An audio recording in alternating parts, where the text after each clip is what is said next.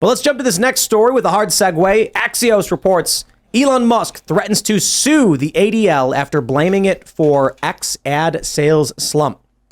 The long story short is that he said that ad revenue is still down by 60%, primarily due to pressure on advertisers by the Anti-Defamation League. That's what advertisers tell us. So now he's talking about potentially suing the ADL, and this is big. Part of this, Elon Musk has said there will be a data dump on all communications between the ADL and Twitter before he took over. Holy crap. If there are people who ran businesses on Twitter, who use Twitter for a marketing tool or for awareness building, whatever, that's real monetary value. And if the ADL contacted Twitter to have them banned, I'd argue there's a very strong tortious interference claim. And if Elon Musk releases all the communications the ADL had with Twitter, the ADL thought it was safe. We talk to Twitter, we tell them, hey, this person should be banned. Twitter says, okay, they get banned. ADL is not scared that Twitter would ever leak those communications. Elon Musk buys Twitter, and now he can open the floodgates. If he releases these communications, the ADL could be sued into oblivion by every account. By your username could have been MAGA Trump for life 773 whatever with _7, and you have like your avatar was just a cartoon of Trump. They go to Twitter and say ban this person, and you can argue they're interfering, they're defaming me, and they're interfering in my agreement that I have with Twitter that I'm using for my business or whatever it may be. Now, that may be a bit of a stretch, but there are a lot of accounts that had 100,000 followers that made money on the platform, either selling t-shirts or doing streams or collecting donations, and their business was destroyed by the ADL interfering in the existing agreement they had with Twitter. In fact, if you look at Alex Berenson, this one's really interesting. Not that the ADA comes into play a role here, this is the government, but this is a guy who has, I don't know if at the time he had a Substack, but you presumably you're selling subscriptions on Substack. The government comes in and says, ban this guy, even though he didn't break any rules. So what happens? He files a lawsuit, he wins, his account gets reinstated. Imagine all of the accounts targeted by the ADL who did not break the rules, but got taken down because the ADL threatened to lie about Twitter and claim they were sowing hate or whatever. Mm-hmm. Elon Musk about to open the floodgates again. This could be really, really big. I hope he does sue. I think that's one of the best things that could happen. I think one of the kryptonites of the American social media general culture is that there are people who can say this person is bad and you should never speak to them. You should never have them on your platform. And that can have a rippling effect. I mean, maybe it's an anonymous account, but maybe it's just someone who posts under their real name. The ADL, which has its own political bias, doesn't like them. Well, if you're banned from Twitter, what stops you from being banned from PayPal, from MailChimp, from all of these other organizations that say, well, we heard that you were bad. We heard that we're not allowed to support you. I mean, there is a really serious ripple effect that damages free speech in this culture, and the ADL has been at the center of it for a long time. I love the idea that the ADL, Anti-Defamation League, could get sued for defamation. Mm-hmm. Yeah, so people are calling them the Defamation League. Yep. But they've been sued, I guess, for defamation before. 20 some odd years ago, they had to pay a fine. I don't know exactly what happened with that. But this is a key component to the narrative manipulation in this country. Organizations like the ADL and the SPLC lie all the time. And that's a fact. Southern Poverty Law Center has had to apologize. The ADL has also had to apologize for putting out false information. But this is what they do. The example I gave earlier is that there's this group called the Election Integrity Partnership that accused me of being a super spreader of fake news. And this is why I use NewsGuard.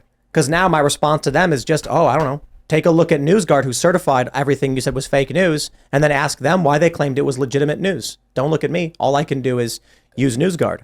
But the game they play is, they never exactly said what fake news it was I was spreading. The ADL will accuse you behind the scenes. You won't even know about it. And then the news reports come out saying you did thing or were accused of it. They'll come out and say, after being, so-and-so got banned for hate speech. And then it's just like, what did you actually say? Doesn't matter. Then the media can report it. Then regular people hear it. And then they start making assumptions about you. For a lot of people, like, for instance, we had Steve Bannon on the show. The first time he was on this show, I got tons of messages from people saying they thought he was crazy. They never actually heard him speak. There was a meme that they had on Reddit circulating. And it was a picture of Bannon that said, this man thinks his race is superior to yours. And it's like, Steve Bannon's not a white supremacist. He doesn't think that. They make this stuff up. They hire people to spread disinformation.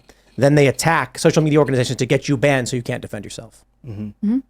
Mm-hmm. And it's able to happen because it's government utilizing private companies to attack, what would otherwise be definitely free speech. The Ukrainian government put me on a kill list, and then I got banned from PayPal, Venmo, Twitch. I got banned from all these things after that.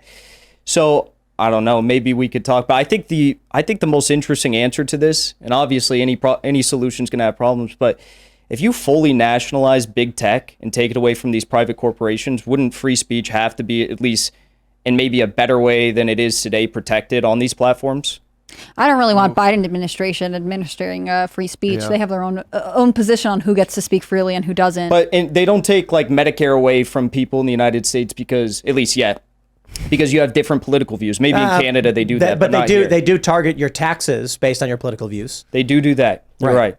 Not a perfect solution, but you I don't know. It's worth thinking about. I think it would create another monopoly controlled by the government, but the idea of forcing these private companies to free their software code to the people as like a government action could work. Because once you have access to the devices or the material software code, you can make your own version of the site, and it can't ban you. I was going to say, if the government owned social media platforms, it's too much like Ministry of Truth for me.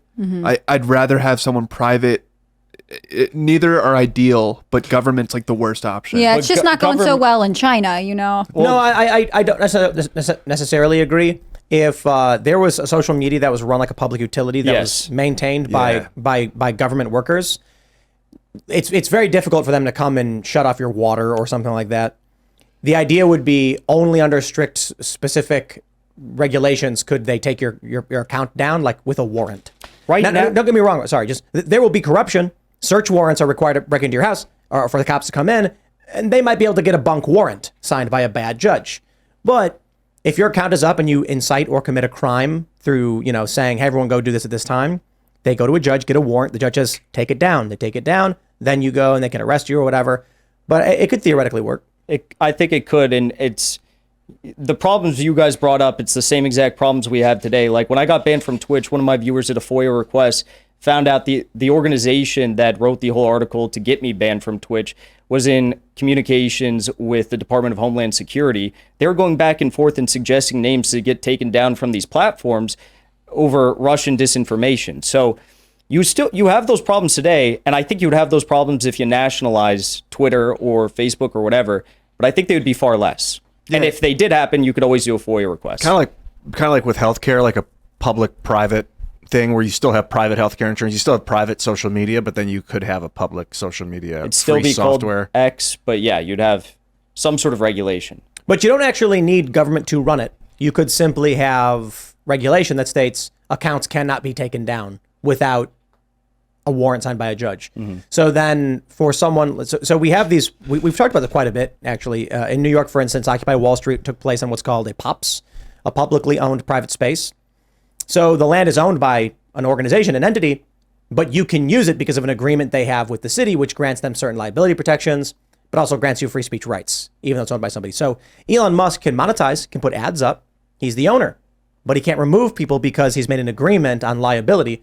That's the way it should be. When Occupy Wall Street happened, they said, we want to remove these people. And they're like, there was a lawsuit, and they're like, you can't. It's a public space, so free speech is allowed. You can't just claim private property after the fact. The same thing should be true for Twitter. Once you're signed up and on, you have free speech. They can't remove you unless you commit a crime and they get a warrant. Yep. I was going to say, it seems like social media, the rights of free speech aren't being extended online fully. As like you can go outside of a Starbucks and you could say whatever you want. Can't say whatever you want, on Twitter. So I think if we fully extended those rights, we wouldn't need to even have, the government take over. But you don't even need government maintaining it. Like these privately owned public spaces are maintained by the organizations that own them, and there's some benefit. Usually, like they get a tax write-off or something. They don't got to pay taxes on it because it's open to the public, but then they pay to maintain it. In the instance of Twitter, they get the lawsuit protections. You're not responsible for what anybody says. You can sell the ads, but you also can't remove people unless they're breaking the law. There are challenges with that, but I think the issue then gets to what we've talked about before. If you go in public and you wave a poster with porn on it, you're going to get arrested on obscenity charges or something. They're going to take it. They're going to pull the sign down. They're going to say you can't do that. Twitter should be the same thing. I don't understand how we got to the point where we as a society still recognize you can't go out in public and show lewd images and wave them around in the air, but on Twitter, you can. On any social media platform. Why is that you got to pay, you have to show an ID to get into a bar. You got to show ID to get into a casino. You can't even walk through a casino unless you're 21. You can't even bring your kids to the restaurant. So a lot of casinos will do this thing where the restaurant is actually just on the other side of the security line so families can actually bring their kids. Yet when it comes to looking at adult graphic content on the internet, there's no requirements. Yeah. That's nonsense. Yeah. No, it's crazy. And other countries aren't like that. In Asia, China, you don't have that sort of stuff. Russia's doing away with that stuff. And I think at its core, the question of this issue of hashtag ban the ADL, it's like all of these issues of foreign or domestic interference in private companies is completely legal. There's no First Amendment protection. But Tim, like you said, if you have some sort of a structure in place there that guarantees free speech, it would do away. Anytime you have someone getting banned or taken off for something other than explicit content or illegal criminal activity, that's immediately a free speech issue. Thanks for watching this clip from the Timcast IRL podcast. Hang out with us live Monday through Friday at 8 p.m. and become a member over at timcast.com for uncensored, members-only shows exclusive.